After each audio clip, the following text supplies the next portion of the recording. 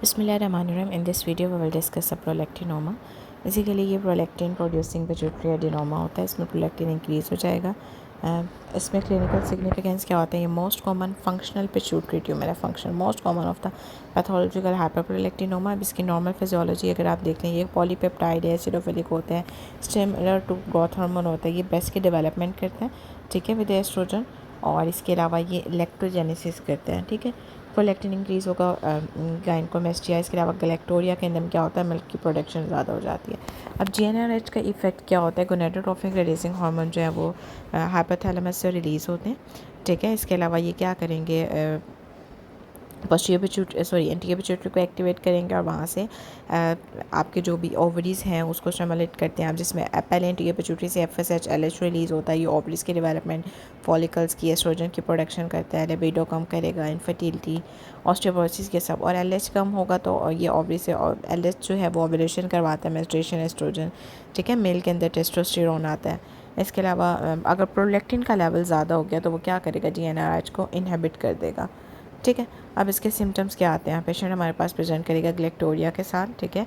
GnRH कम होगा, FSH कम होगा, LH कम होगा, इनफर्टिलिटी आएगी, अमेनोरिया होगा, ऑस्टियोपोरोसिस होगा, लिबिडो कम होगा।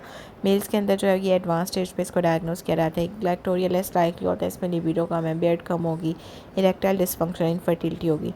अब इसका मैस इफेक्ट जो सेलर होते हैं, इसमें क्या होगा कि मैक्रोएडिनोमा जो है वो 1 सेंटीमीटर से ज़्यादा होगा। पेशेंट हमारे पास प्रेजेंट करेगा हेडेक के साथ, ठीक है। क्रेनियल नर्व पाल्सी होगी। इसके अलावा विजुअल फील्ड इफेक्ट होते हैं जिसे हम क्या बोलते हैं? Bitemporal hemianopia, okay. So prolactinoma जो होता है ना, ये क्या करता है? ये को एक्सिस्ट करता है किसके साथ? ग्रोथ हार्मोन के साथ। और अगर ये ज़्यादा होगा तो एक्सक्रीट ज़्यादा होगा तो एक्रोमेगैली और जिजेंटिज्म हो सकता है, ठीक है। नेक्स्ट फिर देखो नॉर्मल रेगुलेशन इसकी कैसे होती है? वो हाइपोथैलेमस में आपको बताया था, डोपामिन जो है वो इसको इनहिबिट करता है, ओके। इसके अलावा इसमें देखो एस्ट्रोजन आया, प्रोलैक्टिन ज़्यादा होगा। इसके अलावा कि इसकी नॉर्मल फिजियोलॉजी इसको आपने 4S से याद रखना है: स्ट्रेस, सक, सिक और स्लिप्स, ठीक है। इसकी इन सब ये क्या करते हैं? प्रोलैक्टिन को ज़्यादा कर देते हैं। प्रोलैक्टिन की सेक्रेशन जो है वो अगर ज़्यादा होगी तो उसमें इसके क्या क्या डीडीज़ बनेंगे? Dopamine factor that increase prolactin secretion. इसमें प्रोलैक्टिन और डोपामिन एंटागोनिस्ट अगर आप दे रहे हैं, जैसे एंटीसाइकोटिक या मेटाक्लोप्राइड है, ये क्या करेंगे? डोपामिन इसको इनहिबिट करना होता है, ठीक है। अगर डोपामिन को नहीं आप उसको रोकते तो प्रोलैक्टिन की प्रोडक्शन ज़्यादा होगी। डोमपेराडोन है, H2 ब्लॉकर, SSRI, TC, ये सब, TRH हाइपोथायरॉयडिज्म है, ठीक है। एस्ट्रोजन है। उसके बाद रीनल फेलियर आ जाता है, लीवर फेलियर है। ये सब क्या करते हैं? प्रोलैक्टिन के लेवल को ज़्यादा कर देंगे। अगर ये ज़्यादा होगा तो ऑब्वियसली प्रोलैक्टिनोमा होगा। इसमें अगेन उन्होंने बता दिया है फिजियोलॉजिकल फैक्टर्स के अंदर sex and stress in the sleep, nipple discharge और इंटरकोर्स ड्यूरिंग, ये सब क्या होगा? प्रोलैक्टिन का लेवल बढ़ा देंगे। डोपामिन एगोनिस्ट क्या करते हैं? प्रोलैक्टिन की प्रोडक्शन को कम कर देगा। एक्रोमेगैली क्या होता है? जिजेंटिज्म, ग्रोथ हार्मोन का लेवल अगर ज़्यादा हो जाएगी इसमें भी एडिनोमा बन सकता है। अब एसिडोफिलिक के अंदर ग्रोथ हार्मोन प्रोलैक्टिन है, बेसोफिलिक के अंदर FSH, LH, TSH आ जाते हैं। इसकी नेचर ये पॉलीपेप्टाइड है, सिमिलर पल्सेटाइल मैनर में रिलीज़ होता है। ये भी MCQ है। इसका ये रिलीज़ कब ज़्यादा होगा? जब हाइपोग्लाइसीमिया है, ठीक है। एक्सरसाइज, स्ट्रेस, स्लीप के अंदर ज़्यादा होगा। और हाइपरग्लाइसीमिया है, ओबेसिटी है, प्रेगनेंसी है, सोमेटोसिटी, इन सब के अंदर ये कम हो जाएगा। Growth hormone lead for the diagnosis, इसको आप डायग्नोसिस के लिए यूज़ नहीं कर सकते। Principle of the glucose suppression test, अगर तो आपने ग्लूकोज ज़्यादा दिया है तो क्या होगा? ग्रोथ हार्मोन जो है वो कम हो जाएगा, उसकी सप्रेशन होगी। आपने क्या किया? 75 ग्राम जो है ओरल ग्लूकोज पेशेंट को दिया, ठीक है। फिर 1 से 2 आवर के बाद आपने ग्रोथ हार्मोन चेक किया, अगर तो वो लेस दैन 0.4 है तो ये नॉर्मल ही है। अब failure to suppress the 0.4 in the levels, अगर तो ये 0.4 को मतलब सप्रेस नहीं करा तो जिजेंटिज्म और एक्रोमेगैली है। अगर तो उसने आपने दिया और फिर उसके 1 से 2 आवर के बाद देखा तो ग्रोथ हार्मोन अगर 0.4 से कम है तो क्या होगा?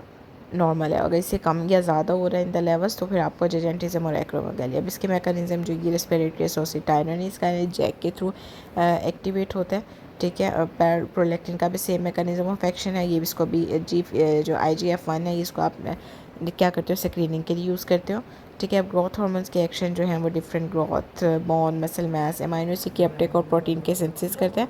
मसल्स में प्रोटीन की सिंथेसिस करेगा, मसल बल्क बनाएगा, प्रोटीन की सेंसेस ऑर्गन में ज़्यादा होगी तो क्या होगा, ऑर्गन की ग्रोथ होती है। प्रोटीन की सेंसेस अगर ज़्यादा हो तो कोलेजन सेंसेस बनेगी, बोन की ग्रोथ होगी। इंसुलिन एंटागोनिज्म पे आप याद रखोगे अगर तो डिक्रीज ग्लूकोज अपटेक होगी इनटू द सेल, ग्लूकोजेनेसिस की वजह से ग्लूकोज का लेवल हाई हो जाएगा। लिपिड मेटाबॉलिज्म में इसमें क्या होता है, लाइपोलाइसिस होती है, ग्रोथ हार्मोन कम होगा तो ओबेसिटी होगी।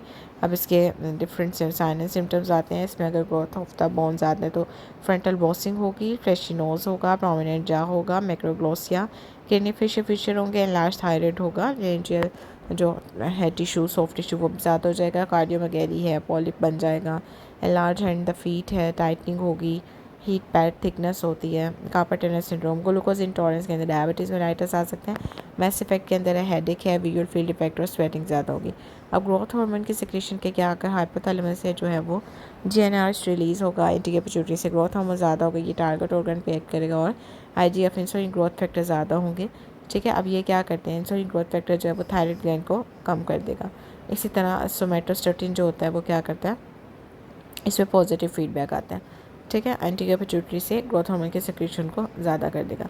आप इसमें देख सकते हो सोमेटोस्टेटिन क्या करेगा, इनहिबिटरी फैक्टर एक्ट करेगा। इसके अलावा ग्रेलिन पीस के ऊपर पॉजिटिव पे एक्ट करता है।